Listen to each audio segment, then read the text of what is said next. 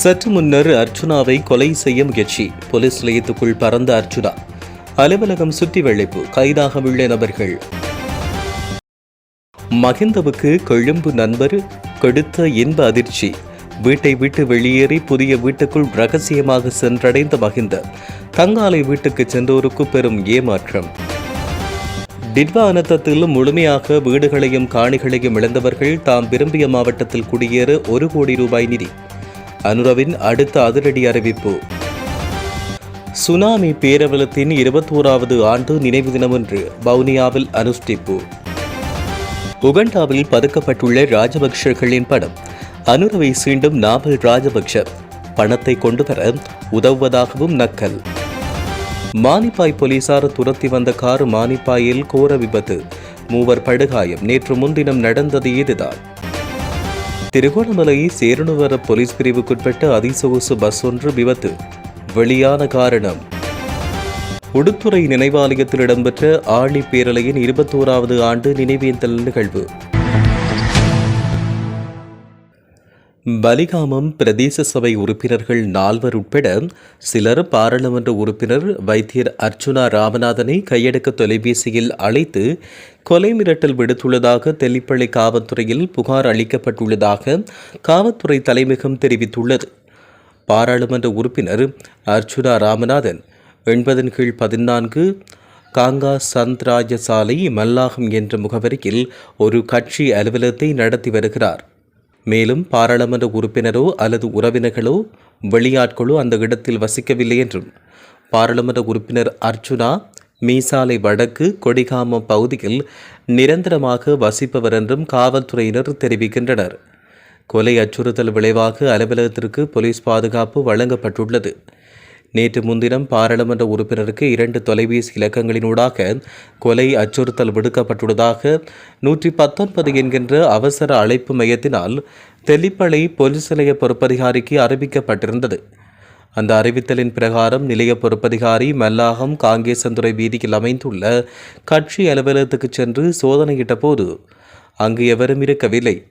பின்னர் உறுப்பினரின் தனிப்பட்ட தொலைபேசி இலக்கத்துக்கு அழைப்பை ஏற்படுத்தி வினவிய போது தான் கொழும்பிலிருந்து யாழ்ப்பாணம் நோக்கி வந்து கொண்டிருப்பதாகவும் போலீஸ் நிலையத்துக்கு வந்து வாக்குமூலம் அளிப்பதாகவும் கூறியுள்ளார். இவ்வாறு சிரேச போலீஸ் அதிகாரி ஒருவர் தெரிவித்தார். அதன்படி போலீஸ் நிலையத்துக்கு வருகை தந்த பாராளுமன்ற உறுப்பினர் வலிகாமம் தெற்கு பிரதேச சபையின் 4 உறுப்பினர்களின் பெயர்கள் மற்றும் விவரங்களுடன் மேலும் அடையாளம் தெரியாத இருவர் தனக்கு தொலைபேசி ஊடாக அச்சுறுத்தல் விடுத்துள்ளதாக வாக்குமூலம் அளித்துள்ளதாக போலீசார் தெரிவித்தனர்.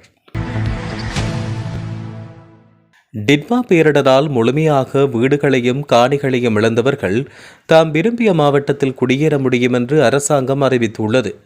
அவ்வாறு வேறு மாவட்டங்களில் குடியேற விரும்புவோர்களுக்கும் 1 கோடி ரூபாய் நிதியை அரசாங்கம் பெற்றுக் கொடுக்கும் என வீடமைப்பு அமைச்சர் சுசில் ரணசிங்க எமது செய்தி சேவைக்கு தெரிவித்தார்.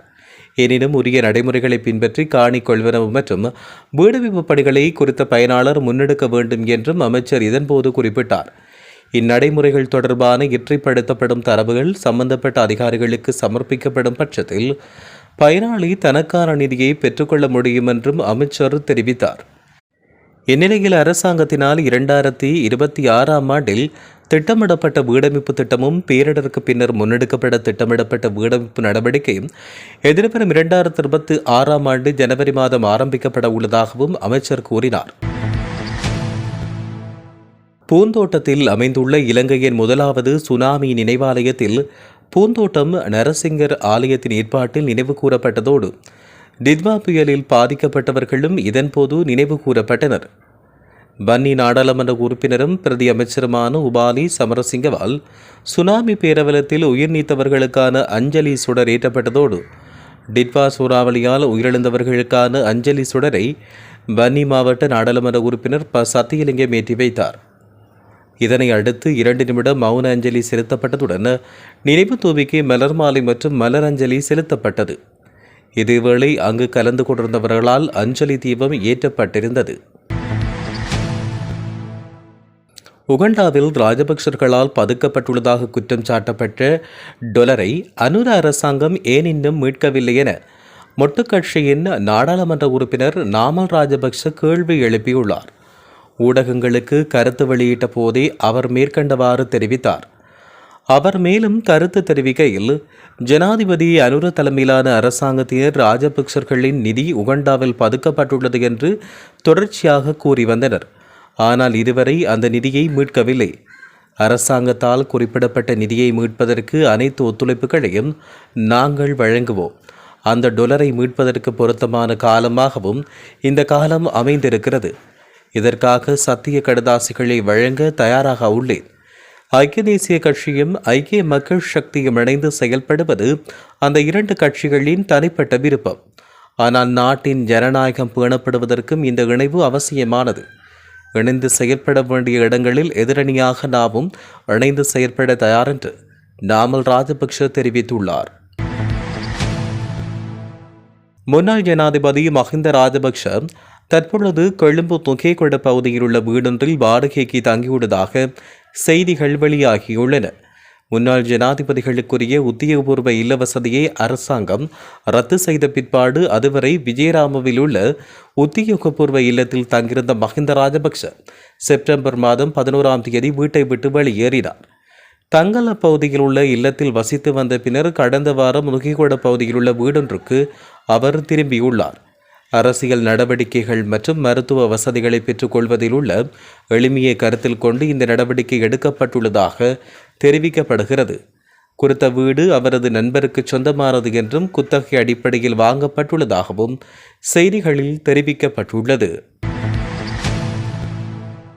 நேற்று முன்தினமிரவு 8:15 மணியளவில் நவாலி மூத்த நயினார் ஆலயத்துக்கு முன்பாக இடம்பெற்ற கோர விபத்தில் 3 படுகாயமடைந்த நிலையில் ஒருவர் கவலைக்கிடமாக இருப்பதாக தெரிவிக்கப்பட்டுள்ளது. மானிப்பாய் போலீசார் கார் ஒன்றை துரத்தி வந்தனர். அந்த கார் மூத்த நயினார் கோயிலுக்கு அருகாமையில் உள்ள தையல் கடை மற்றும் வேறு ஒரு கடை மீது மோதி விபத்து ஏற்பட்டது. இதன்பொழுது தையல் கடையில் இருந்து தைத்து கொண்டிருந்த 3 படுகாயமடைந்துள்ளதோடு அவர்களில் ஒருவரது நிலை கவலைக்கிடமாக உள்ளதாக தெரிவிக்கப்படுகிறது. படுகாயமடைந்த 3 யாழ் போதனா வைத்தியசாலையில் சிகிச்சைக்காக அனுமதிக்கப்பட்டுள்ளனர். காரை செலுத்தி வந்த சாரதி மானிப்பாய் போலீசாரால் கைது செய்யப்பட்டுள்ளார். அத்துடன் 2 கடைகளும் 3 தையல் இயந்திரங்களும் சேதமடைந்துள்ளதாக தெரிவிக்கப்படுகிறது. மானிப்பாய் போலீசார் துரத்தி வந்ததினாலேயே வேக கட்டுப்பாட்டு இழந்த கார் இவ்வாறு விபத்தை ஏற்படுத்தியதாக அங்கிருந்தவர்கள் செய்தி வெளியிட்டுள்ளனர். குறித்த இடத்தில் போலீஸ் விசேட அதிரடிப்படையினர் மற்றும் போலீசார் குவிக்கப்பட்டு பாதுகாப்பும் பலப்படுத்தப்பட்டுள்ளது. தனியாருக்கு சொந்தமான திருகோணமலை அக்கரைப்பற்று தனியார் சேவையில் ஈடுபடும் பேருந்தொன்று விபத்துக்குள்ளாகியுள்ளது. திருகோணமலை மட்டக்களப்பு பிரதான வீதியின் சேரனுவர பகுதியில் குறித்த விபத்து சம்பவம் இடம்பெற்றுள்ளது.